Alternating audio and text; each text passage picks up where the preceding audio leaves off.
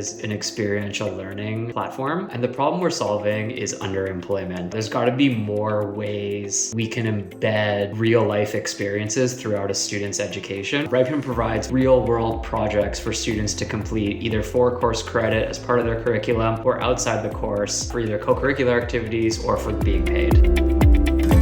I think the hardest thing we're facing is being able to scale our infrastructure within our marketplace, especially our recommendation engine. You just have two sides of the coin, academia and industry, that are so different in how they approach problems. And we have so much free form text on our site in terms of how projects are being described. The evolution of LLMs in the last 2 to 3 years has been an extreme help to us in order to make our recommendations real time between these two large bodies of text and not having to rely on pre-cached recommendations or results that take a really long time to compute.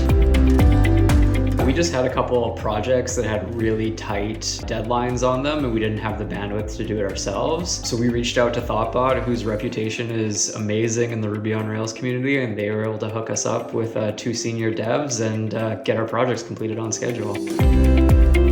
The biggest risk was proving that the concept could actually work. The feature that I was building out was proving that the LLM could actually score output and submissions from students and give a justification to the score that was reasonable and justified. This was pretty similar to some of their other uses of AI, so I was following a lot of their patterns that they already had implemented inside their app, so making sure I was following the same usage patterns, code styles, just making sure it wasn't completely different that nobody would be able to understand it. We made sure this would scale responsibly by first wrapping everything in a feature flag, so if there were any issues, we can shut the feature off without disrupting the existing in-app messaging flow.